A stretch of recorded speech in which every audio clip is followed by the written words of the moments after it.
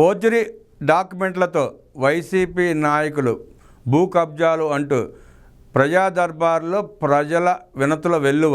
ప్రజా వినతులకు క్యూ కడుతున్న బాధితులు. గుంటూరులో టీచర్స్ ఉద్యోగాల పేరుతో టోకరా. బుద్ధ మెగాశక్తి ఫౌండేషన్ 45 కోట్ల స్వాహా. పోలీసులకు ఫిర్యాదు చేసినా చర్యలు తీసుకోలేదు. అర్జీలు స్వీకరించిన మంత్రి బీసీ జనార్దన్ రెడ్డి. వైసీపీ మాజీ ఎమ్మెల్యే మేడా మల్లికార్జున రెడ్డి, మేడా భాస్కర్ రెడ్డిలు తమ గ్రామంలో ఎవరైనా చనిపోయినా లేదా బతుకు తెరువుకు ఊరు విడిచి వెళ్ళినా వారి భూములను కొన్నట్లు డాక్యుమెంట్ సృష్టించి భూములు కబ్జా చేస్తున్నారని అన్నమయ్య జిల్లా ఒంటిమిట్ట మండలం పిఎస్ గుంటగానిపల్లె గ్రామానికి చెందిన అవసాని రమణయ్య ప్రజా వినతుల కార్యక్రమంలో ఫిర్యాదు చేశారు. తమ భూమిని కూడా అలాగే కొట్టేశారని వివరిస్తూ దీనిపై తాము కోర్టుకు వెళ్ళగా కోర్టు తమకు అనుకూలంగా తీర్పు ఇచ్చిందని చెప్పారు. అయినా వైసీపీ కబ్జాదారులు తమపై దౌర్జన్యం చేస్తున్నారని వారిపై చర్యలు తీసుకుని న్యాయం చేయాలని టీడీపీ కేంద్ర కార్యాలయంలో వినతి పత్రం అందజేశాడు. మంత్రి బీసీ జనార్దన్ రెడ్డి, ప్రభుత్వ సలహాదారు షరీఫ్, కొప్పుల వెలమ కార్పొరేషన్ చైర్మన్ పీవీజీ కుమార్ అర్జీలు సేకరించారు. విచారణ జరిపించి తగిన న్యాయం జరిగేలా చూస్తామని బాధితుడికి హామీ ఇచ్చారు. పలువురు అధికారులతో ఫోన్లలో మాట్లాడి వెంటనే సమస్యల పరిష్కారానికి కృషి చేశారు. మాజీ మంత్రి అనిల్ కుమార్ యాదవ్ అండతో తుమ్మా వెంకటకృష్ణారెడ్డి ఆయన అనుచరులు ఫోర్జరీ డాక్యుమెంట్ సృష్టించి పేదలు ప్రభుత్వ భూములు కొట్టేశారని గుంటూరు జిల్లా కొల్లిపర మండలం కొత్త బొమ్మవానిపాలెంకి చెందిన తుమ్మా శివరామరెడ్డి ఫిర్యాదు చేశారు. వారి కబ్జాలపై అధికారులు విచారించి కబ్జా చేసిన భూములను స్వాధీనం చేసుకోవాలని కోరారు. చెవిరెడ్డి భాస్కర్ రెడ్డి అనుచరులు రమేష్ రెడ్డి, సిద్ధారెడ్డి, మధు, డి నరేంద్రలు దౌర్జన్యంగా తమ భూమిని ఆక్రమించుకునేందుకు యత్నిస్తున్నారని తిరుపతి జిల్లా తిరుపతి అర్బన్ మండలానికి చెందిన శ్యామలాదేవి ఆవేదన వ్యక్తం చేసింది.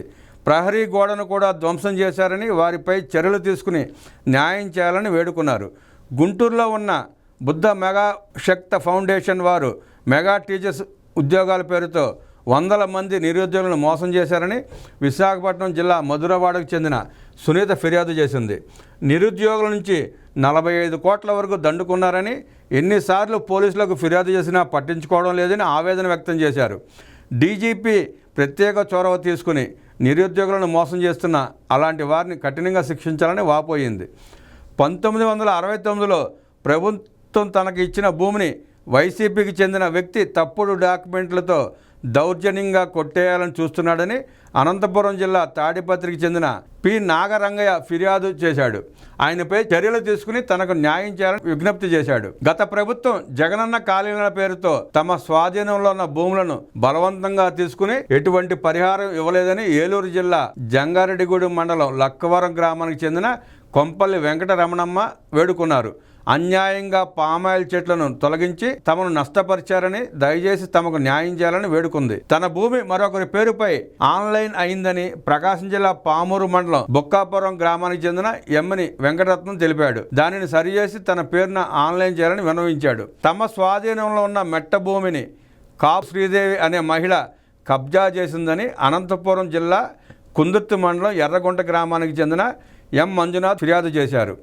అధికారులు విచారించి దయచేసి తమ భూమిని కబ్జా నుండి విడిపించాలని కోరారు. మన్యం జిల్లాలోని గరుగుబిల్లి మండలంలోని గిరిజన గ్రామాలకు నాగావళి బ్యారేజీ నుంచి ఎత్తిపోతల పథకం ద్వారా సుమారు 8,000 ఎకరాలకు సాగునీరు, తాగునీరు అందించేందుకు 2019లో ముఖ్యమంత్రిగా నాడు చంద్రబాబు ఉత్తర్వులు జారీ చేస్తే ఆ ఉత్తర్వులను వైసీపీ ప్రభుత్వం రద్దు చేసి సాగునీరు, తాగునీరు లేకుండా తీవ్ర అన్యాయం చేసిందని అక్కడి ప్రజలు మండిపడ్డారు.